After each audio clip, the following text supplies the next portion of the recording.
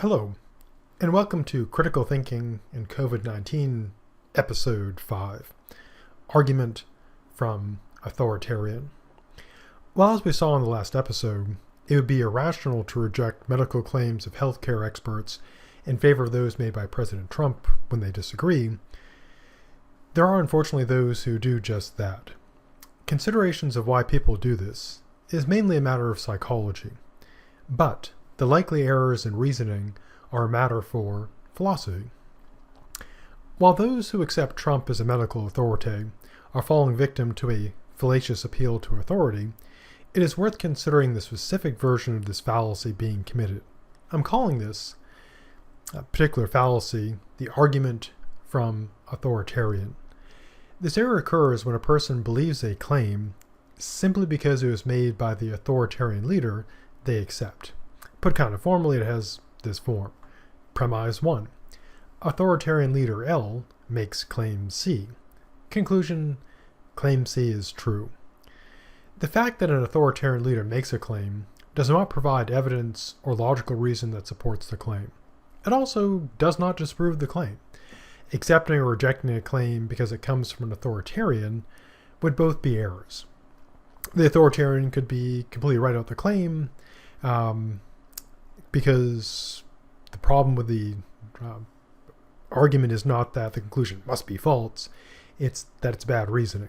And again, that's inherent to all fallacies. Fallacy in logic does not mean that it's false, it means it's bad logic. And bad logic could have a true conclusion, which seems kind of weird, but that's how it goes. You can have bad logic, true conclusion, you can have good logic, true conclusion. You can even have decent logic, false conclusion. Now, to illustrate why this is bad logic, we can use my usual kind of silly math example. Premise 1. The dear leader claims that 2 plus 2 is 7. Conclusion. The dear leader is right. Now, at this point, speaking of dear leaders, you might be thinking about the consequences a person might suffer from not accepting what an authoritarian leader claims. They could be fired, tortured, or even killed. While that is unfortunately true, there is a very important distinction between having a rational reason to accept a claim as being true and a pragmatic reason to accept a claim as true, or at least pretend to do so. Fear of retaliation by an authoritarian can provide a practical reason to go along with it, but this does not provide evidence that the claim is true. No matter how brutally an authoritarian enforces their view that 2 plus 2 is 7, and no matter how many people echo their words, 2 plus 2 remains 4. While fear can provide people with a motivation to accept an argument from authoritarian, there are other psychological reasons driving this bad logic. This takes us to a simplified look at the authoritarian leader type and the authoritarian follower type.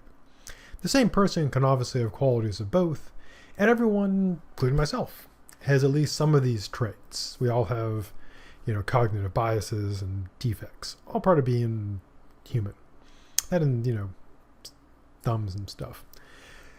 Now, what matters, though, is the degree to which we have these qualities. Now, this is going to be really oversimplified because it's a short, video, and I'm not going to the depths of political philosophy and psychology, but here are the basics. An authoritarian leader type is characterized by a belief they have a special status as a leader, perhaps a dear leader. At the greatest extreme, the authoritarian leader believes that they are the very voice of their followers and that they alone can lead. Or, to quote Trump, as he put it, I alone can fix it. Underlying this belief is that they possess exceptional skills, knowledge, and abilities that exceed those of others. Almost kind of like a Superman type of deal. They may even believe they exceed everyone in very extreme cases. Now, as our good dead friend Socrates found out long ago, people think they know far more than they do. Remember Socrates' whole point of wisdom was not that you know like a bunch of stuff, but that you know nothing. That there is a vast amount of things that one does not know, and one's knowledge is just super tiny in comparison. The authoritarian, reverses that. Their view is that they know all the things, and everyone else is tiny in comparison to them. Now, as would be expected, given that the authoritarian leader type thinks, so great of themselves falsely, they tend to make false claims and many mistakes. Now, the authoritarian leader will obviously be extremely reluctant to admit their errors and their limits. Because of this, they must be dishonest to the degree they are not delusional, and delusional to the degree they are not dishonest. Unfortunately, President Trump exemplifies this with his constant barrage of untruths and incessant bragging. Now, because of this need to maintain the lies and delusions about their greatness and success, the authoritarian leader is intolerant of criticism, dissent, and even competition. To the extent they can do so, they use coercion against those who would disagree with them, and resort to insults when they cannot intimidate. Because facts, logic, and science would tell against them, they tend to oppose all these things, and form many of their beliefs based on their feelings, on biases, and bad logic. They encourage their followers to do the same.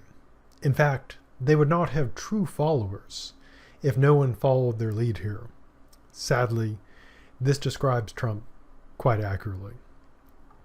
Now, while an authoritarian leader might have some degree of competence, their grotesque overestimation, when I overestimated my ability to pronounce things, of their abilities and their fear of competent competition, even among those who serve them, will result in regular and often disastrous failures. Sadly and unfortunately for America and the world, Trump's handling of COVID-19 provides an example of this. Now, maintaining their delusions and lies in the face of failure requires explaining it all away. One approach is denial. Simply ignore reality. Something that, again, sadly and terribly, Trump has been doing, despite video evidence to the contrary. A second approach is to blame others. The leader is not at fault because someone else is responsible. Trump has done this as well. One stock method here is scapegoating, finding someone to bear undeserved blame for the leader's failings. Trump has blamed Obama. He has blamed the Democrats, the media, and the World Health Organization for his failings. For the authoritarian, there is something of a paradox here. They must affirm their special greatness, that they alone can fix this, that they are stable geniuses. But at the same time, they have to blame what they take to be vastly inferior foes who are stupid and fake, but yet somehow manage to constantly thwart and defeat them. These opponents must be both pathetic and exceptionally dangerous, stupid and brilliant, incompetent and incredibly effective, and so on for a host of inconsistent qualities. They must be great and also awful. And this, of course, is a difficult thing to maintain. And someone who reflects on that would think, well, how can these opponents be both utterly pathetic and yet totally thwarting this incredibly great leader? Which, upon analysis, doesn't make any sense. So the important thing for the great leader is to ensure that people do not think critically about this. And a little critical thinking reveals they can't have both their greatness and supremacy, the patheticness of their opponents, and yet be constantly and relentlessly thwarted, in their greatness. Now, an authoritarian leader obviously desires followers, because without them, they're not leaders. And fortunately for them, unfortunately for all of us who are not authoritarians, there are those of the authoritarian follower type. While there are opportunists who often make use of authoritarian leaders in a system, these opportunists are not true believers. They often believe, wrongly, they can use and control the authoritarian. Nazi Germany provides the classic example of this. And people had a similar view of Trump, that they would be able to simply use him to achieve their ends. And some are fine with that. Others probably have come to realize that that's not a great idea. Now, the true believers, the authoritarian followers, believe what the leader also believes. They believe the leader is special. They believe the leader alone can fix things. Now, to maintain this, they must buy into the leader's delusions and lies and convince themselves, despite the evidence to the contrary. Some of Trump's supporters incorrectly believe him to be honest and competent, despite all the evidence to the contrary. Some believe his untruths about COVID-19. And of course, in the case of COVID-19, this is dangerous to everyone. Now, since the leader will tend to fail often because, again, delusions and lies and overestimating their abilities, the followers must accept the explanations put forth to account for them. If the followers start to realize all the failings, they will be likely, if they're somewhat rational, to stop following a terrible leader. Now, believing these delusions and accepting these lies requires rejecting facts and logic. The followers will embrace lies. They'll embrace conspiracy theories, whatever supports the narrative of their leader's greatness. Those who dare not agree with the leader are not merely wrong in their facts, according to the followers, but are enemies. And thus, enemies of the leader, enemies of the followers. The claims of those who disagree with the leader tend to be rejected out of hand, often with hostility and insults. Thus, the followers tend to isolate themselves epistemically, as we say in philosophy. Epistemology, the theory of knowledge, what can you know, what are limits of knowledge, etc. And this is just a fancy way of saying that nothing that goes against their view of the leader ever gets in, never affects their belief-forming processes. And this motivates a large range of fallacies to maintain that isolation, to maintain these delusional, false beliefs. One example of these is what I call an accusation of hate. I have attempted to discuss COVID-19 with some Trump supporters. And as you might imagine, since I'm a liberal philosopher, intellectual, person, this always ends, badly. And typically ends with them accusing me of hating Trump and rejecting whatever claim I make that's not consistent with what Trump claims. Now, I do think they're being sincere. I'm not going to accuse them of being duplicitous here or engaging in, bad faith with me.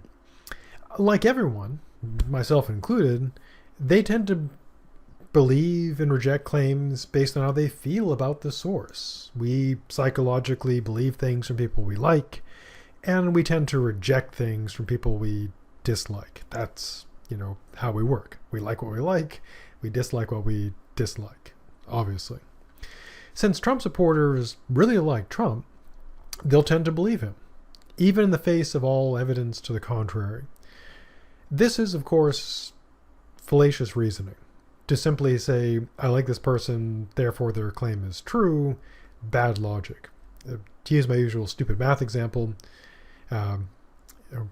Billy says 2 + 2 is 7. I really like that guy. He's got to be right. Now, liking someone doesn't mean what they say is false, obviously. That would be stupid. But how much you like or dislike someone proves nothing and also disproves nothing about their claims. It's not relevant to the truth of their claims. Now, given their reasoning that they believe what they like, which is something we all do, since I disagree with Trump's false claims, it must follow that I hate Trump. Otherwise, if I liked him, I would just believe in his untruths.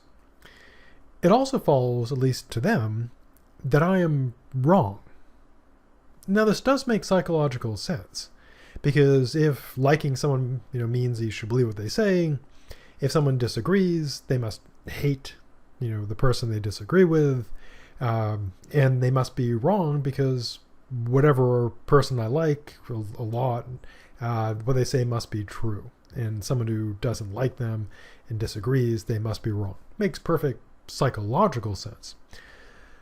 Logically, of course, it's terrible.